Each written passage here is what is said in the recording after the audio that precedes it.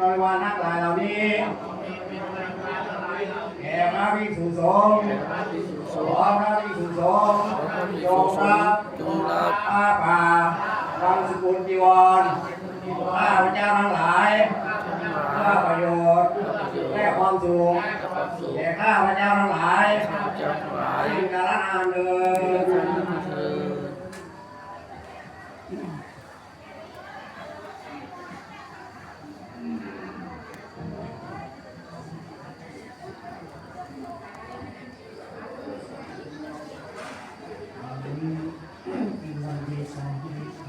เป็นมงคลมหามงคล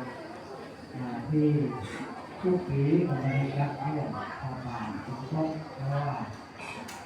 ทีนี้อยากเป็นสภาเนี่ยโยมเราเพื่อกันดีถ้าปล่อยเงินกันมาคนเดียวก็จะได้เงินคนเดียวแต่กันมาได้เงินส่วนตัวลงเองติดตาไปนะถามว่าได้เงินมาจากไหน1 สมอง2 มือบูชาไปจะเอาเงินมากครับพัฒนาวัดทางบ้านทางในป่าหมดเลยเราเก็บสะสมไว้บางทีเขาให้ข่าวออกจ่ายเป็นคณะประโยชน์วัดเอามาให้อาตมาโกรธล้างขอบอกเราสร้างประเทศไทยนะตื่นร่างโกรธล้างถึงล้างจะสร้างหมดพัฒนาหมดว่าวัดโรงเรียนโรงพยาบาลเลยผมอยากเป็นสวนสงเคราะห์เด็กยากจนเด็กที่มีความเก่งมีความฉลาด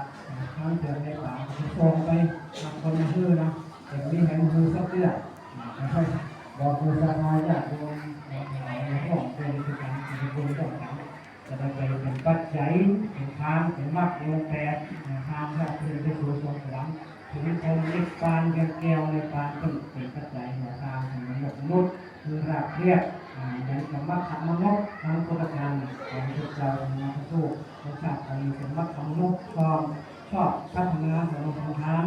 สร้างสามลำบากอสลาตามสีแป้งในสลามดมัดสามรถมัดสวรรค์เป็นเกิดไปถึงสามาสุภาพอินทร์การพัฒนาขอพัฒนาศรัทธาทุกท่านทุกสายที่เกิดมาเป็นอะไรนะที่เราร่วมไปสุดไปถวายมหาสังฆทานเป็นพุทธบูชาธรรมบูชาสังฆบูชาพระโสภาพระสักกิตาคาพระอนาคาพระอรหันต์พระมหาโพธิสัตว์เจ้าทุกคนทุกคนประทานแล้วก็เราให้สมาญาติโยมมาพบมาสิการมีความสุขมีความเจริญรุ่งมากจากน้ำในชีวิตในศาสนา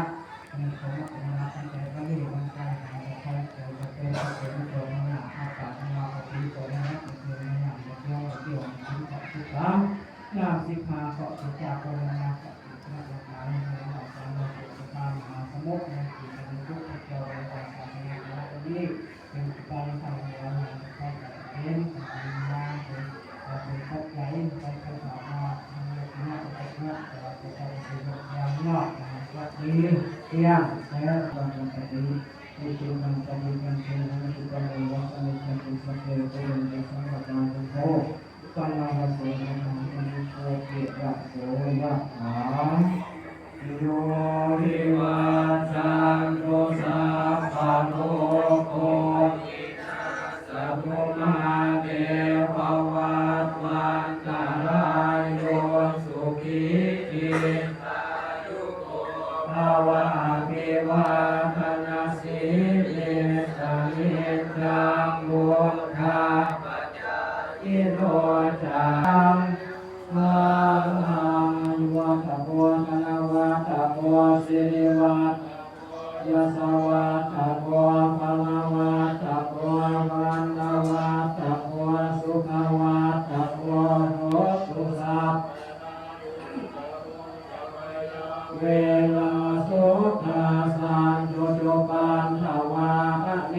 กาอันตรายาปิวินัสตัวเสสะสวะชยเสกิตังหังนาภังสวะเทสุขังบาลังสิริอายุจาวันโยจะโคขังวันเทจยสวะจันเทวะเสเกภวันตุเตภวันตุสัมปัมมังคะรังอันตุสัมปะเทวะตาสัมปะพุทธา เวนัสตาโสทิภวันตุเตภวันตุสัพพะลังภาคันตุสัพพะเทวตาสัพพะธัมมานุภาเวนัสตาโสทิภวันตุเตภวันตุสัพพะลังภาคันตุสัพพะเทวตาสัพพะสังฆานุ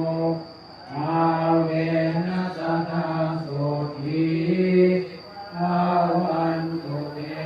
โมทนาโมทนาโมทนาสาธุสาธุปฏิบัติธรรมปฏิบัติธรรม